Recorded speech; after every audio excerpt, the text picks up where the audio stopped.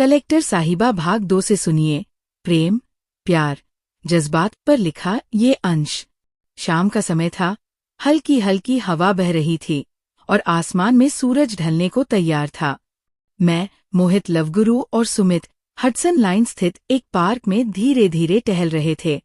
Park में थोड़ी बहुत चहल पहल थी, लेकिन हमारा मन उन आवाजों से परे किसी और ही दुनिया में खोया हुआ था।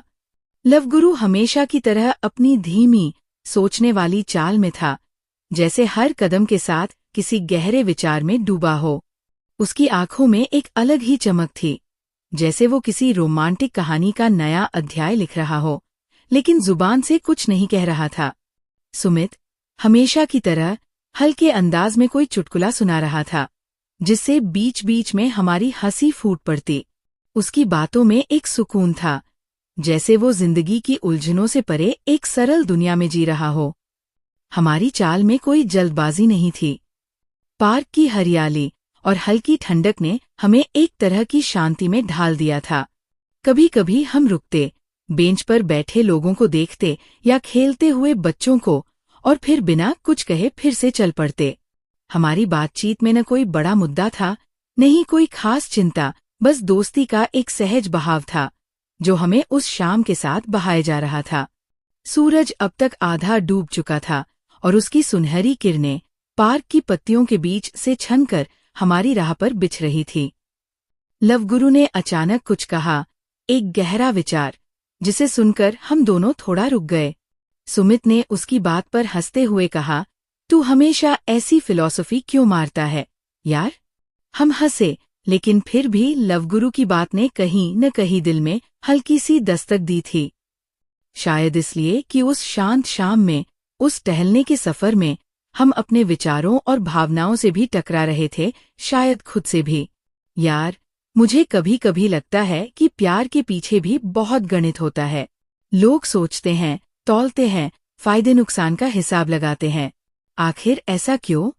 मोहित ने कहा। क्योंकि मोहित, प्यार जब विचार से जुड़ता है तो वो गणित बन जाता है। विचार चालाक होते हैं, तर्क वितर्क करने वाले, हर चीज का हिसाब किताब रखते हैं। लेकिन असली प्रेम तो भाव का खेल है, जहाँ तर्क का कोई स्थान नहीं होता। जैसे पेड़ की जड़ें गहरी होती हैं, वो ही उसकी असली ताकत होती है। पत्ते तो केवल दिखावे के लिए होते हैं। सुमित ने मुस्कराते हुए जवाब दिया। लवगुरु हमेशा की तरह अपने गहरे दार्शनिक अंदाज में बोला, हाँ यार, विचार से प्रेम कभी निर्दोष हो ही नहीं सकता।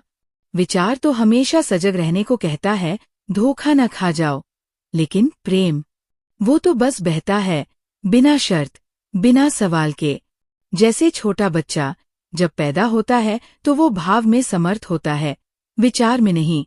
उसके प्यार में कोई शर्त नहीं होती।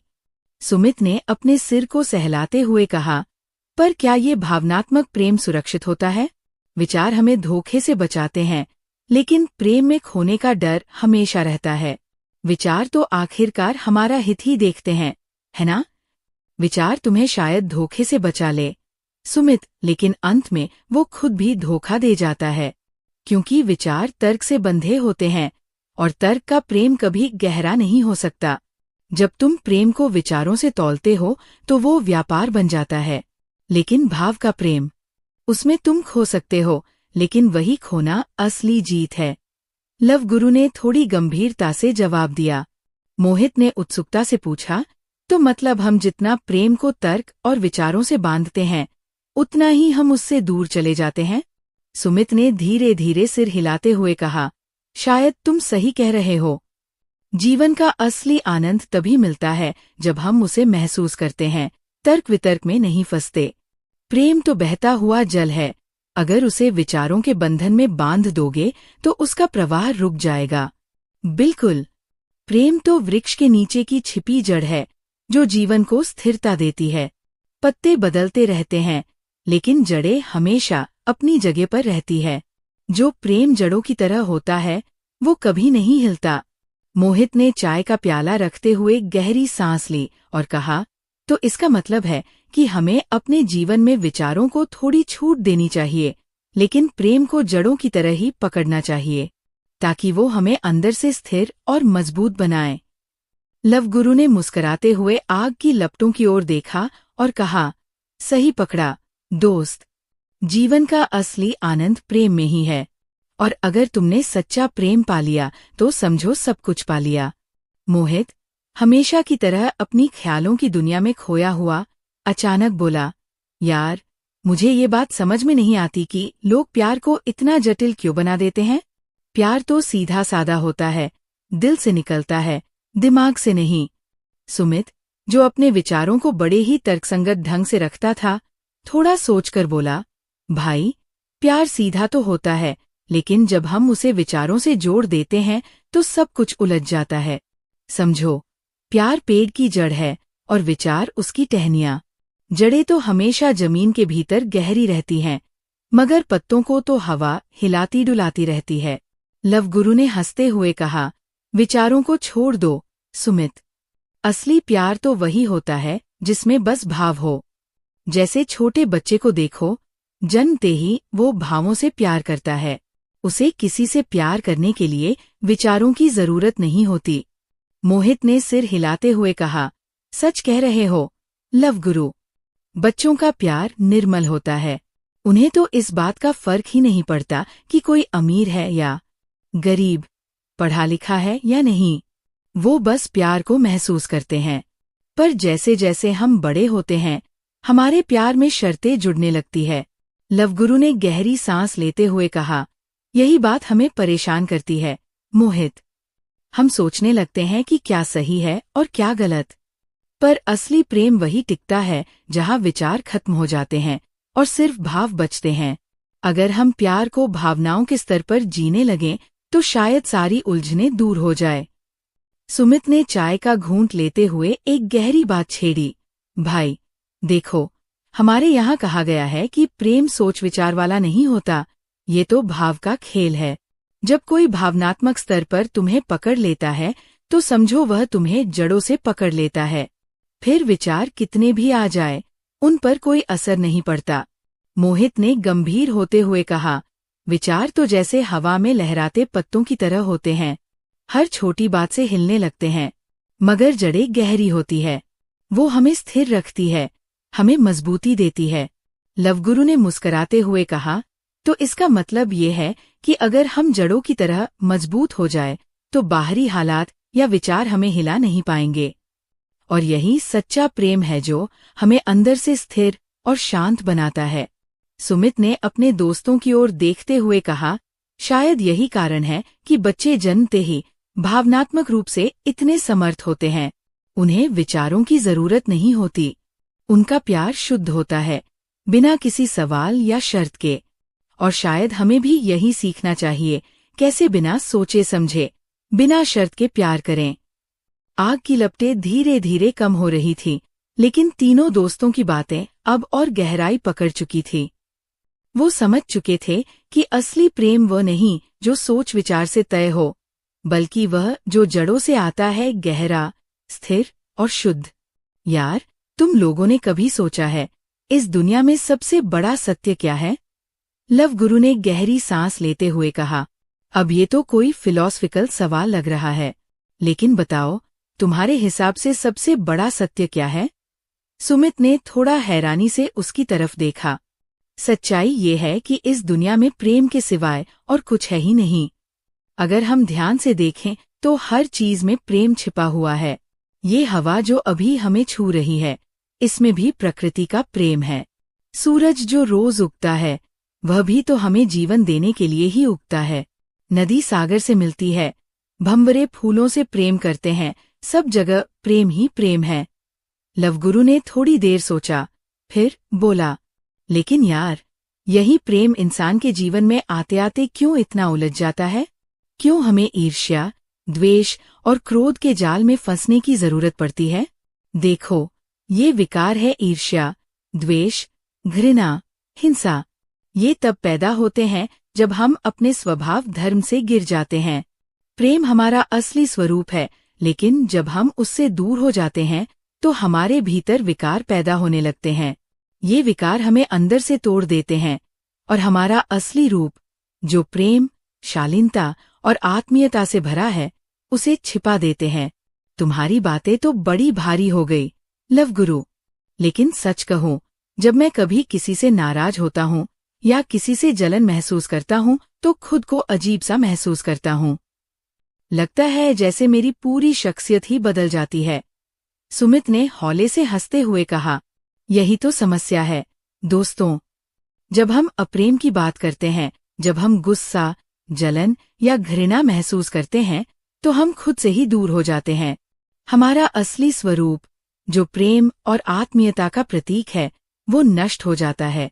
हमें खुद को इस दुनिया के हर छोटे बड़े तत्व से जोड़कर देखना चाहिए, क्योंकि जब हम प्रेम में होते हैं, तभी हम सच्चे अर्थों में जीवित होते हैं, लव गुरु ने कहा। कुछ देर के लिए सब चुप हो गए। इस गहरी बातचीत के बाद तीनों दोस्तों के मन में एक नई समझ पैदा हो रही थी। वे एक दूसरे की ओर देखकर मुस्करा दिए, जैसे कि उन्होंने कुछ अनकहा समझ लिया हो। लवगुरु ने गहरी सांस लेते हुए कहा, देखो दोस्त, जब हम कहते हैं कि खुद से प्रेम करो तो लोग इसे स्वार्थी समझते हैं, परंतु स्वार्थी होना हमेशा गलत नहीं होता। आखिर खुद का अर्थ जानना भी तो जरूरी है। सुमित ने उसे उत्सुकता से देखा और पूछा, मतलब क्या खुद से प्रेम करना वाकई इतना जरूरी है? लव गुरु ने गंभीरता से कहा, हाँ सुमित, खुद से प्रेम करने का मतलब है अपने शरीर, मन और विचारों को समझना। अगर हम खुद को नहीं समझेंगे तो दूसरों से कैसे प्रेम कर सकते हैं? मैंने इस पर सोचा और कहा, लव गुरु, ये बात सच है। जब तक हम खुद के प्रति ईमानदार नहीं होंगे, तब तक हम किसी और से भी ईमानदारी से प्रेम नहीं कर पाएंगे। लेकिन क्या खुद से प्रेम करने की कोई तकनीक है? मोहित, जो अब तक ध्यान से सुन रहा था, मुस्कराते हुए बोला, हाँ, ये सवाल मेरे मन में भी था। क्या हम खुद से प्रेम करने का अभ्यास कर सकते हैं? लव गुरु ने अपनी बात को विस्तार देते हुए कहा, बिल्कुल मोहित, खुद से प्रेम करने की तकनीकें हैं। सबसे पहला कदम है शरीर का ख्याल रखना। शरीर हमारा मंदिर है, इसे सुंदर और स्वस्थ बनाओ। जब शरीर स्वस्थ होता है तो मन भी शांत रहता है। सुमित ने सिर हिलाते हुए कहा, सही कहा। जब मैं वर्कआउट करता हूं तो महसूस करता हूं कि मेरा मन भी हल्का हो जाता है। लेकिन केवल शरीर पर ध्यान देना काफी नहीं है ना? लव गुरु ने हामी भरी, बिल्कुल। शरीर के बाद दूसरा स्तर है मन। मन में भरे हुए नकारात्मक विचारों, रागद्वेष और विकृतियों को खत्म करना भी जरूरी है। ये सब हमारे मन को विषाक्त करते हैं। जब तक हम इन्हें बाहर नहीं निकालेंगे, तब तक खुद से सच्चा प्रेम नहीं कर सकते। मैंने लवगुरु की बातों पर सोचते हुए कहा, ये सच है। अक्सर हम अपने मन को कचरे से भर लेते हैं, पुरानी बातें, गलतफहमियां और नकारात्मकता।